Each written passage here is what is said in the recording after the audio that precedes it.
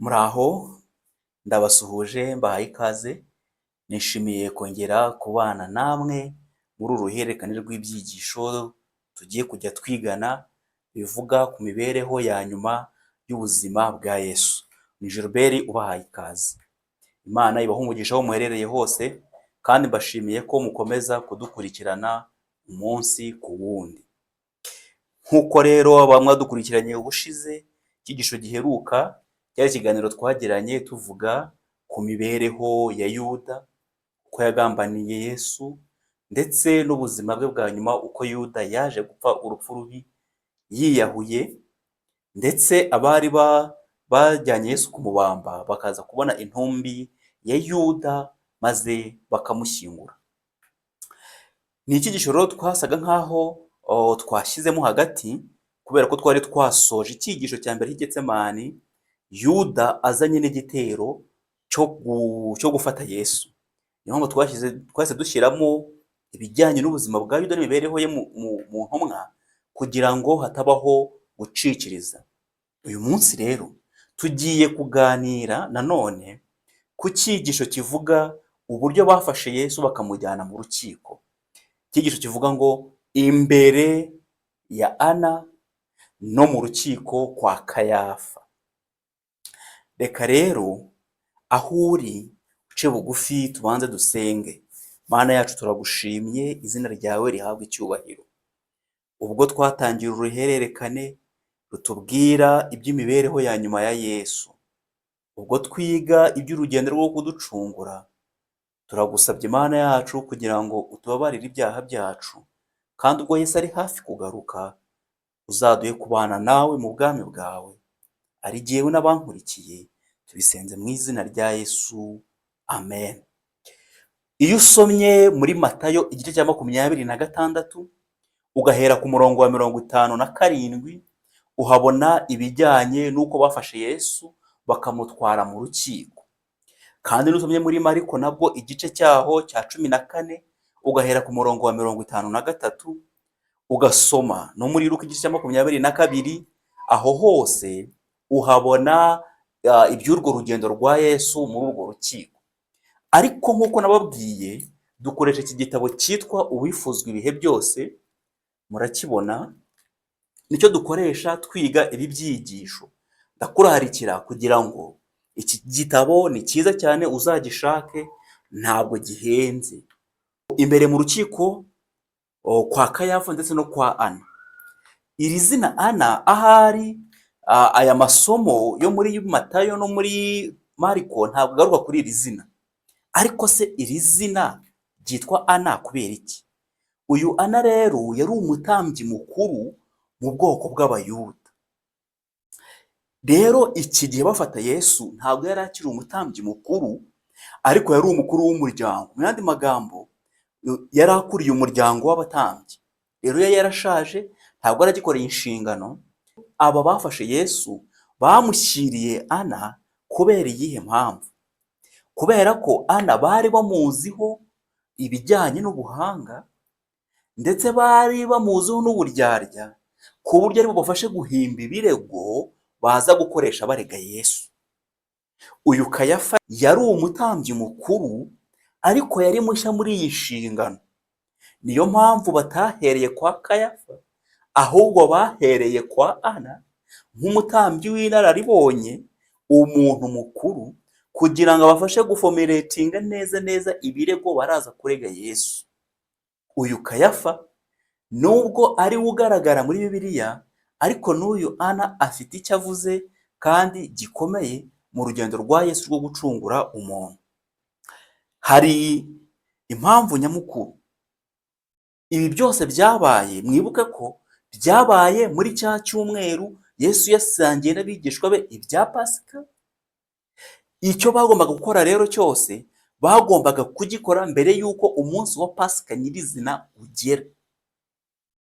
Niyo mpamvu turaza kugenda tubibona cyangwa tuzabona mu cyigisho kizakurikira, yuko bakoraga ibishoboka byose kugira ngo urubanza rwa Yesu barwihutishe cyane, abantu batarabyuka, kuko bumvaga hari ubuhamya bwinshi bw'abantu babanye na Yesu abo Yesu yagiriye neza bari buze gutanga ubuhamya buvuguruza ubwo iri shyanga ry'Abayuda barimo batanga nk'ibirego bahimbaga kugira ngo babone uko bica Yesu.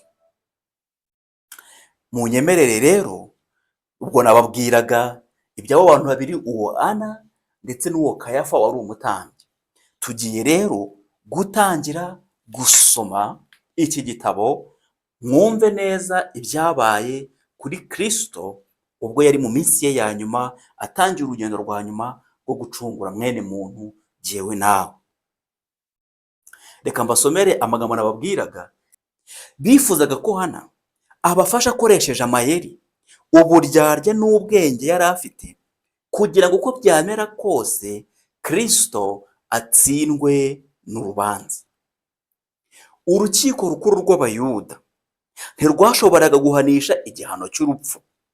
Icyo bashoboraga gukora gusa ni ukubaza imfungwa bagaca urubanza, ariko umwanzuro ukemezwa n'ubutegetsi bw'Abaroma.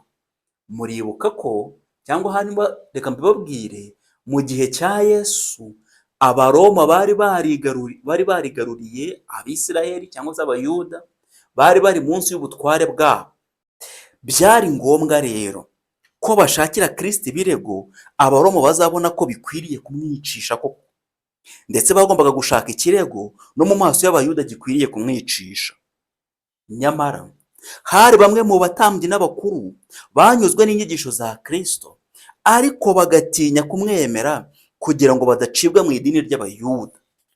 Aha ngaha ndaza kubabwiramo abantu babiri. Hari uwitwa Yosefu, wa wundi wagiye no gushyingura Yesu. Hakaba n'undi witwa Nikodemu, wa wundi wasanze Yesu nijoro akamubaza, Yesu akamubwira ibyo kubyarwa ubwa kabiri. Uyu rero yari yaranyuzwe n'inyigisho za Yesu, ariko atinya kubihamiriza mu ruhame kubera umwanya yari afite, ndetse atinya no gucibwa mu idini ry'Abayuda. Uyu Nikodemu, mwibuke, niwe wahagaze hagati arababwira ati, mbese amategeko yacu acira umuntu urubanza batabanje kumwumva no kumenya ibyo yakoze? Abatambyi bakuru icyo bakoze, bahise bafata umwanzuro wo kutongera gutumira Yosefu no gutumira Nikodemu muri ibi bintu by'urubanza rwa Yesu. Bahisemo kubaheza. Abatambyi bifuje ko urwo rubanza rucibwa ku buryo abagize urukiko rukuru rw'Abayuda batiremamo ibice, ahubwo bakagereka icyaha kuri Kristo. Hari ibirego bibiri abatambyi bifuzaga gushyira imbere. Baramutse bashoboye guhamya ko Kristo yatukaga Imana, byari koroheye Abayuda kumucira urubanza rwo gupfa. Baramutse kandi bagaragaje agahinda ko agandisha abaturage, byari gutuma Abaroma nabo bamucira urwo gupfa.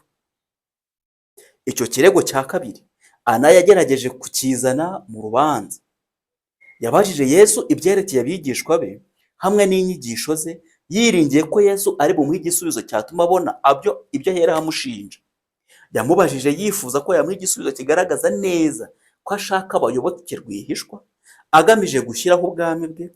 Iyo ibyo bigeraho, abatambyi bari kumushyikiriza Abaroma bavuga ko ahungabanya umutekano kandi ko ahamagarira abantu kwigomeka.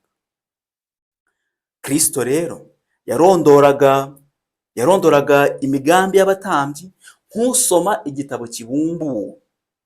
Yabaye nk'urondora mu mutima w'uwo mwataga ibibazo, maze abahakanira ko atatoranije abayoboke be mu ibanga, ko atagerageje guhisha imigambi ye, ndetse ko nta sano yo mu rwihisho imuhuza n'abigishwa be. Kandi koko nibyo, kuko ibyabaga byose byabaga ku mugaragaro. Yagaragaje ko imigambi ndetse n'inyigisho ze byavugirwaga ahagaragara. Yarabasubije ati, nigishaga ab'isi neruye. Iteka nigishirizaga mu masinagogi no mu rusengero, aho Abayuda bose bateranira. Ntacyo navuze rwihishwa. Bivuze ngo icyo kirego rero Yesu yari amaze kugitsinda, kandi icyo ngicyo cyarabatsindaga. Umukiza yagaragaje itandukaniro riri hagati y'imikorere ye n'uburyo abamuregaga bakoreshaga. Bamaze amezi atari make bamuhiga, bakora uko bashoboye kose ngo bamugushe mu mutego, maze bamugeze imbere y'urukiko, aho bashoboraga kumushinja ibyo batari gushobora gukora banyuze mu kuri. Byari igihe rero cyo gusohoza umugambi wabo. Imikorere yabo yo kumufata nijoro, kumukubita no kumushinyagurira mbere yo kumucira urubanza yari itandukanye n'imikorere ya Yesu. Ibikorwa byabo byari binyuranye cyane n'amategeko. Amategeko bishyiriyeho yavugaga ko umuntu wese afatwa nk'umwere igihe cyose atarahamwa n'icyaha. Kubera ayo mategeko bishyiriyeho, abatambyi bahamwaga n'amakosa. Bari bafite amakosa kuko bafashe Yesu mu buryo bunyuranyije n'amategeko. Yesu yasubije uwamubazaga ati, urambariza iki? Ariko se ubundi abatambyi n'abakuru ntiboherezaga iteka abantu bo gutata ibikorwa bye byose, kandi ntibatangaga raporo y'amagambo yose yavugaga? Mbese ubundi abo bantu ntibahoraga mu materaniro, maze bagashyira amatambyi amakuru yerekeranye n'ibikorwa ndetse n'amagambo ye yose? Nicyo cyatumye Yesu asubiza ati, abumvaga bari bubaza ibyo nababwiye nibo bazi ibyo navuze. Mu yandi magambo yarabwiye Ana ati, aba ngabo ubona banzanye bari mu bo nabwiraga. None rero ngaho nawe genda ubabaze. Ese koko si byo?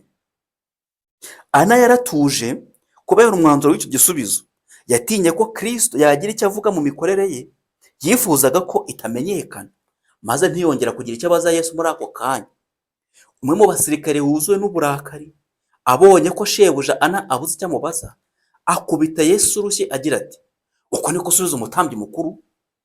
Yesu amubwira atuje ati, niba mvuze ikibi kimpamye, ariko niba ari ineza umpoye iki? Yesu ntiyigeze akoresha amagambo akarishye yo kwihimura. Igisubizo cye gituje cyakomokaga mu mutima utarangwamo icyaha, wihangana kandi wuje ineza, ku buryo atashoboraga kurakazwa n'amagambo y'abamushotoraga. Kristo yarashinyaguriwe cyane, arakubitwa ndetse aranatukwa. Yatotejwe kandi agirirwa nabi n'abo yiremeye, ndetse abo yaje kubera igitambo gisumba ibindi byose. Yarababajwe cyane ku rugero ruhanitse. Kuburanwa n'abantu bakoraga nk'abadayimoni, kuri we byari igitambo gikomeye. Kuba yari azengurutswe n'abantu bakoreshwaga na Satani byari bimuremereye cyane, kandi yari azi neza ko mu kanya nk'ako guhumbya yashoboraga gukoresha ububasha bwe mvajuru agahindura abamushinyaguriraga umukungugu. Ibyo byatumye kugeragezwa kwe gukomeza kumuremerera cyane. Abayuda bibwiraga ko Mesiya azigaragaza mu cyubahiro kigaragarira amaso y'abantu.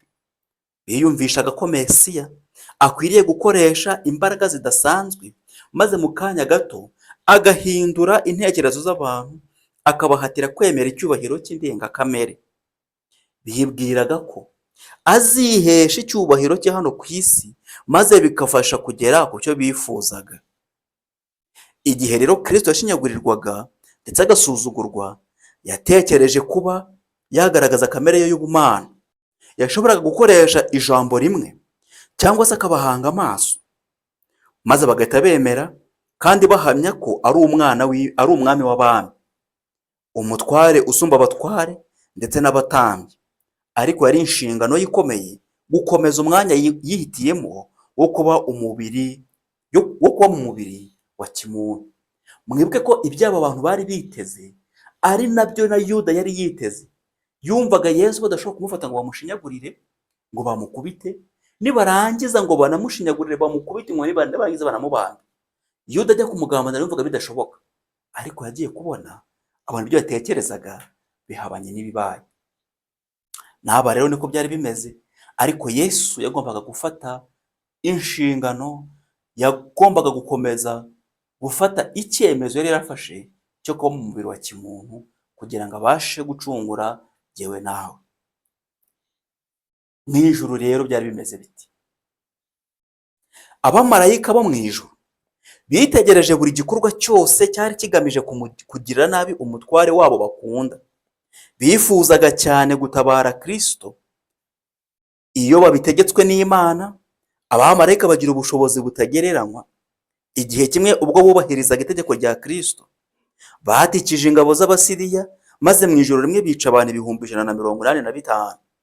Nimurebe uburyo byari byoroheye abamarayika mu gihe barebaga igikorwa giteye isoni cyo gushinyagurira Kristo, kugaragaza kutishima kwabo batikiza abo banzi b'Imana, ariko ntibigeze bahabwa itegeko ryo kubikora. Kandi wa wundi washoboraga kumaraho abanzi be mu kanya gato, yihangana ibikorwa byabo by'urugomo rukabije kubera urukundo yakundaga se, kandi n'isezerano rikomeye yari afitanye na se, isezerano ryakozwe isi ikiremwa kugira ngo azikireho ibyaha by'abatuye isi. Kristo yihanganiye agashinyaguro yagiriwe n'abo yaje gukiza. Wari umugabane w'umurimo we yaje gukora, ubwo mu kamero ke k'umuntu yihanganiye ibibi abantu bamugiriye byose. Ibyiringiro by'ikiremwa muntu byashoboye kuboneka kubera ko Kristo yicishije bugufi, akemera guhura n'ibibi byose byakomokaga mu biganza ndetse n'imitima y'abantu yaje gucungura. Kristo nta na kimwe yavuze cyari gutuma abamurega babona icyo bamushinja, nyamara baramuboshye bashaka kwerekana ko yatsinzwe n'urubanza. Nyamara kugira ngo biyerurutse bagombaga gushaka igikorwa gisa n'ubutabera.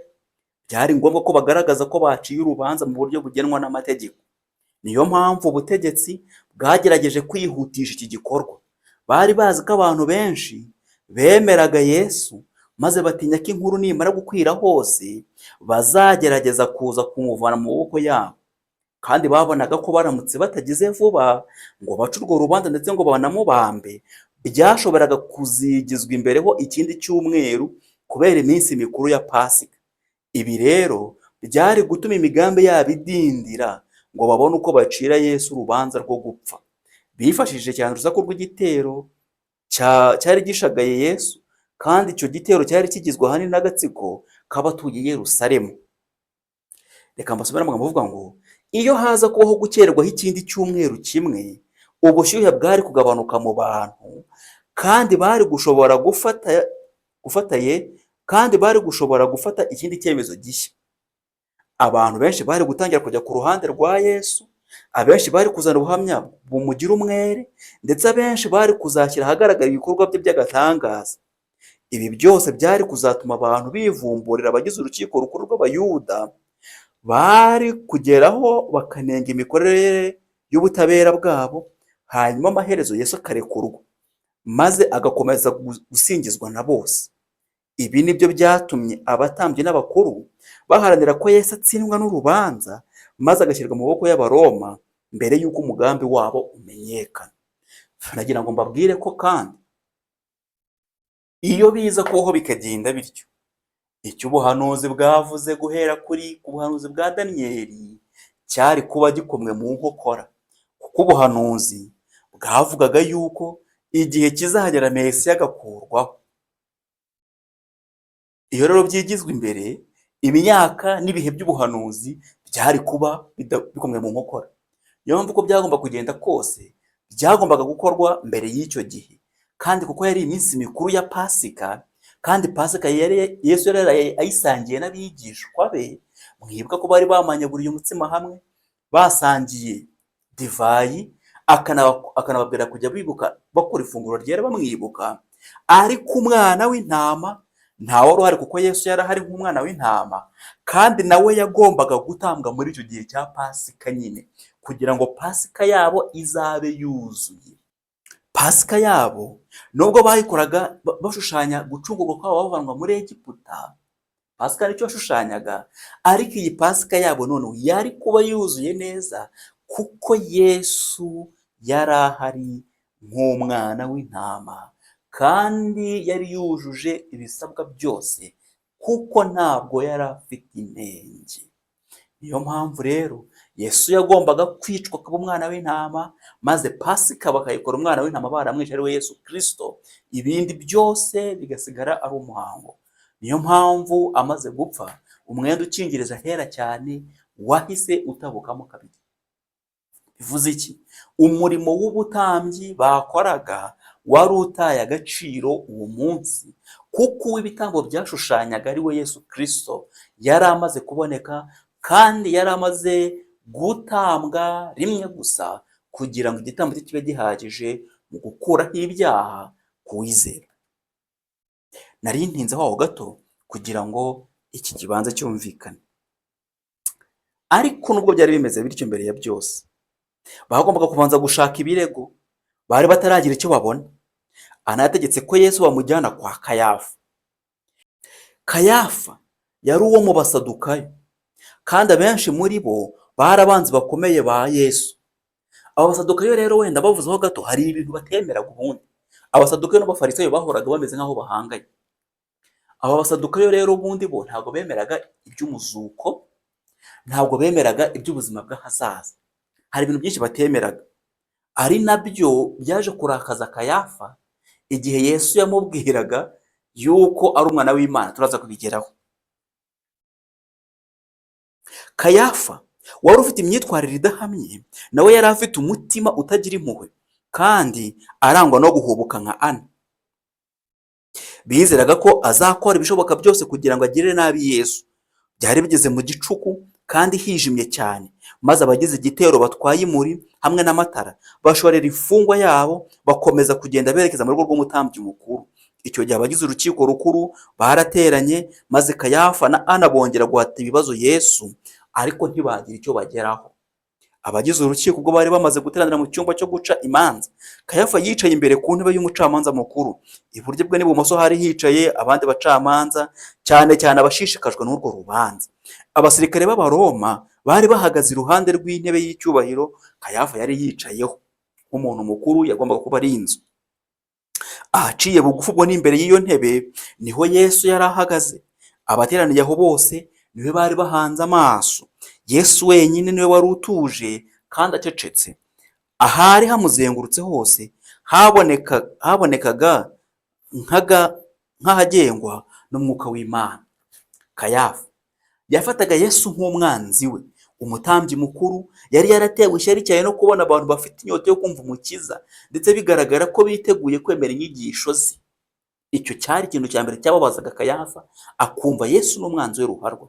Ariko noneho ubwo Kayafa yitegerezaga iyo mfungwa, yumvise muri we anejejwe n'imyitwarire ndetse n'icyubahiro Yesu yari afite ako kanya.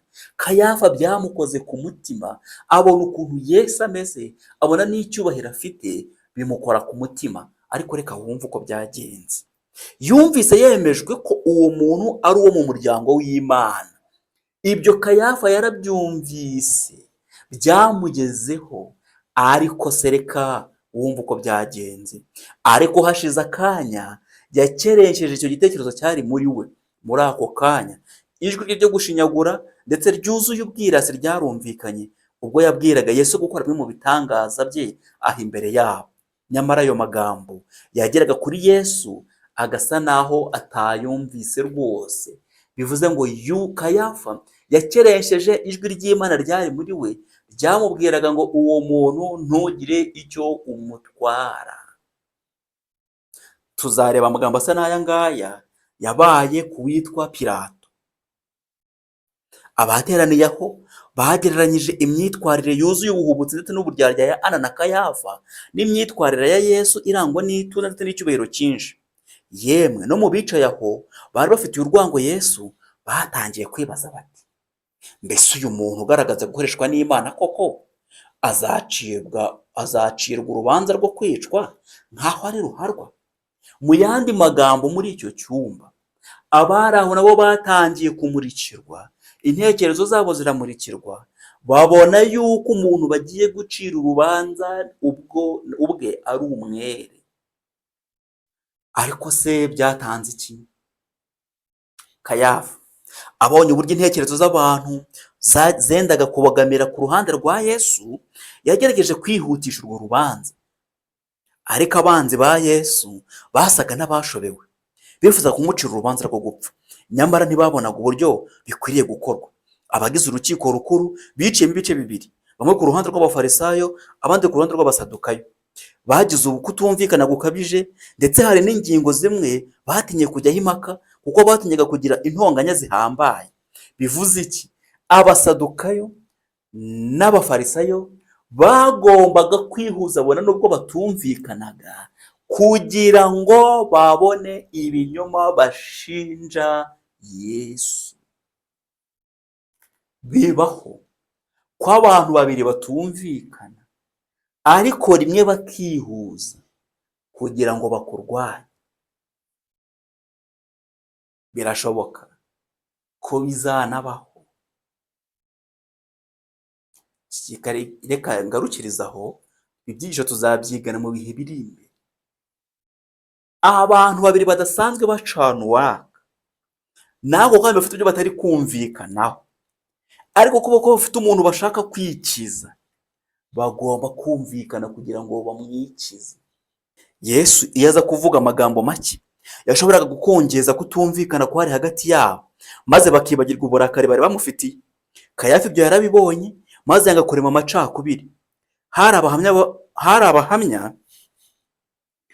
abahamya batari bake bashoboraga kwemeza ko Kristo yasebeje abatambyi n'abakuru, avuga ko ari indyarya n'abicanyi.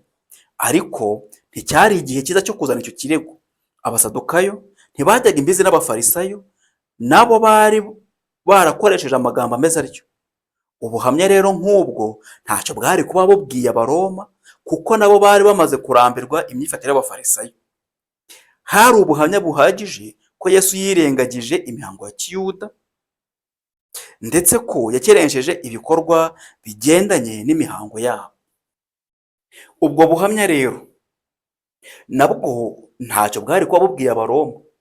Abanzi ba Yesu batinye kumurega ibyerekeranye no kwica isabato, kuko babonaga abantu baramutse babisesenguye bazasobanukirwa n'ubwiza bw'imirimo ye. Kuko iyo ibikorwa bye byo gukiza biza gushyirwa ahagaragara, imigambi mibi y'abatambyi yari kuburiramo.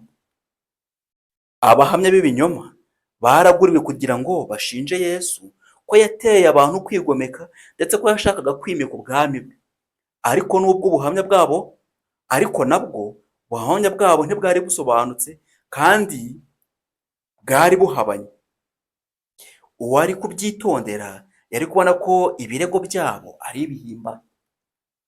Yesu agitangira umurimo we yaravuze ati, nimusenyure urusengero nanjye nzarwubaka mu minsi 3. Mu rurimi rwa gihanuzi rero yababwiraga iby'urupfu rwe ndetse no kuzuka kwe.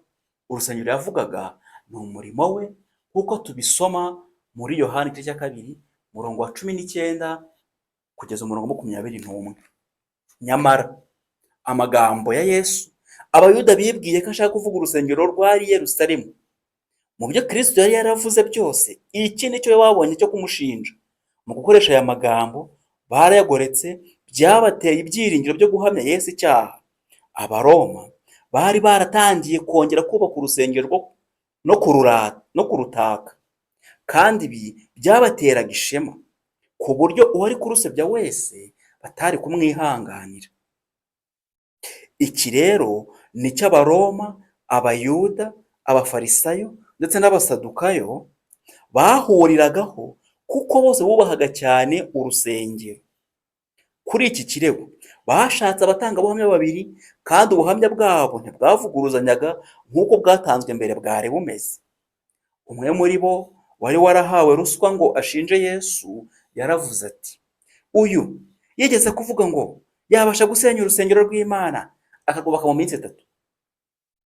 Muri ubwo buryo rero bahagoretse amagambo ya Kristo. Iyo baza kuyasubiramo neza nk'uko yayavuze, ntibari gushobora kwemeza urukiko rukuru kumucira urwo gupfa. Iyo Yesu aza kuba umuntu usanzwe nk'uko Abayuda babivugaga, amagambo ye yari kugaragara nk'adashyize mu gaciro, amagambo yo kwirarira, ariko ntiyari gufatwa nk'aho ari ayo kwigereranya n'Imana. Ndetse n'ubwo amagambo ye yagoretswe n'abagabo b'ibinyoma, nta cyabonekaga muri aya magambo cyajyaga gutuma Abaroma bamucira urubanza rwo gupfa. Yesu yakurikiranye yihanganye ubwo buhamya bwavuguruzanyaga, nta jambo na rimwe yavuze ryo kwiregura. Hanyuma bamuregaga bageze aho bishyira mu mitego, bata umutwe ndetse bafatwa n'uburakari bwinshi. babonaga ko urwo rubanza rudatera imbere kandi imigambi yabo yasaga n'iyananiranye. Kayafa nawe yasaga n'umuntu wataye umutwe. Hari hasigaye inzira imwe yo kugerageza. Bagombaga guhata Kristo akicira urwo gupfa we ubwe. Umutambyi mukuru yahagurutse ku ntebe ye y'ubucamanza, mu maso ye hijimye, ijwi rye n'imifatire ye bigaragaza ko iyo aza kubishobora yari guhita agirira nabi iyo mfungwa yari imbere ye, maze arasakuza ati, ntiwiregura na hato? Ntiwumvise ibyo aba ngaba bakureze? Yesu aricecekera. Yararenganye nk'uko tubisoma muri Yesaya igice cya 53.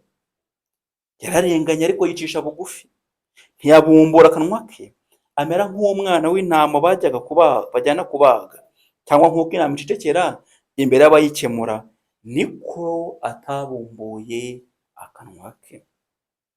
Hanyuma Kayafa yazamuye ukuboko kwe kw'iburyo akwerekeza mu ijuru, ararahira ati, nkurahirije Imana ihoraho, tubwire niba ari wowe Kristo umwana w'Imana.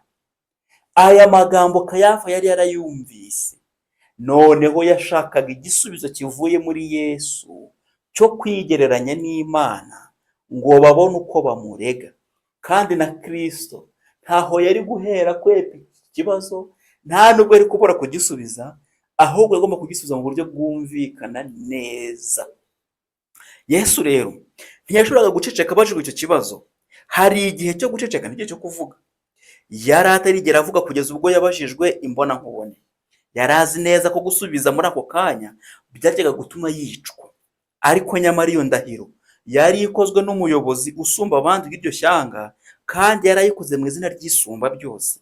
Kristo ntabwo yari kubura kubaha amategeko y'igihugu. Byongeye kandi isano ye na se wo mu ijuru yari ishyizwe ku munzani. Yagombaga rero gushyira ahagaragara uwo ari we ndetse n'umurimo wamuzanye hano ku isi. Yesu yari yarabwiye abigishwa bati, uwo muntu wese uzampamiriza imbere y'abantu, nanjye nzamuhamiriza imbere ya Data wo mu ijuru. Bityo rero yasubiye muri icyo cyigisho atanze urugero ubwe. Buri muntu wese yari ateze amatwi, kandi amaso ye yari ayahanze kuri we ubwo yasubizaga ati, urabyivugiye. Mu maso he ha Yesu hasaga n'ahamurikiwe n'umucyo ukomoka mu ijuru, maze akomeza kuvuga ati, kandi ndababwira yuko hanyuma muzabona umwana w'umuntu yicaye iburyo bw'ubushobozi bw'Imana aje ku bicu byo mu ijuru. Ngo hamaze akanya ubumana bwa Kristo burabagirana mu bumuntu bwe. Umutambyi mukuru ari we Kayafa yafashwe n'ubwoba ubwo yari ahagaze imbere y'amaso asesengura y'Umukiza. Indoro ya Kristo yasaga naho isoma intekerezo ze zose kandi igurumanira mu mutima we, kandi mu buzima bwe bwose hanyuma y'ibyo ntiyigeze yibagirwa amaso yamurebaga y'umwana w'Imana warenganywaga. Yesu yaravuze ati, kandi ndababwira yuko hanyuma muzabona umwana w'umuntu yicaye iburyo bw'ubushobozi bw'Imana aje ku bicu byo mu ijuru. Muri ayo magambo Kristo yagaragaje ibihabanye cyane n'ibyariho bikorwa ako kanya. Kristo umwami w'ubugingo n'icyubahiro azaba yicaye iburyo bw'Imana, azaba umucamanza w'abatuye isi bose, kandi umwanzuro azafata nta n'umwe uzashobora kuwujurira. Ibihishwe byose bizerekanirwa imbere y'Imana, kandi umuntu wese azacirwa urubanza ruhwanye n'ibyo yakoze. Maze amagambo rero Yesu yari amaze kuvuga, mwumve icyo yakoze kuri uyu nguyu Kayafa. Amagambo ya Kristo yatangaje cyane umutambyi mukuru. Igitekerezo cy'uko hazaba umuzuko w'abapfuye, igihe bose bazahagarara mu rubanza imbere y'Imana kugira ngo bahemberwe imirimo bakoze, ni igitekerezo cyateye ubwoba cyane Kayafa. Ntiyifuzaga kumva ko mu bihe bizaza nawe azacirwa urubanza rushingiye ku mirimo ye. Mu ntekerezo ze hanyuze igisa n'amashusho agaragaza uko bizaba bimeze mu rubanza ruheruka. Yabonye ibihe biteye ubwoba, ubwo ibituro bizakinguka, abapfuye bakazuka, kandi amabanga yibwiye ko atazamenyekana akajya ahagaragara. Yumvaga asa n'uhagaze imbere y'umucamanza uhoraho, kandi amaso ye atagira icyo ahishwa yasomaga ibiri mu mutima we, kandi amabanga ajyana n'abapfuye yari yashyizwe ahagaragara. Intekerezo z'uwo mutambyi mukuru zavuye mu byo yasaga naho yerekwa. Amagambo ya Kristo yaramushegeshe kuko yari umusadukayo, kandi abasadukayo ntabwo bemeraga ibyo bintu. Kayafa ntiyemeraga na gato ibyerekeye umuzuko, urubanza ndetse n'ubuzima bw'ahazaza. Yuzuwe n'uburakari bwa Satani, yibajije impamvu imfungwa iri imbere ye ishobora kumukubitisha amagambo y'imyumvire idasobanutse.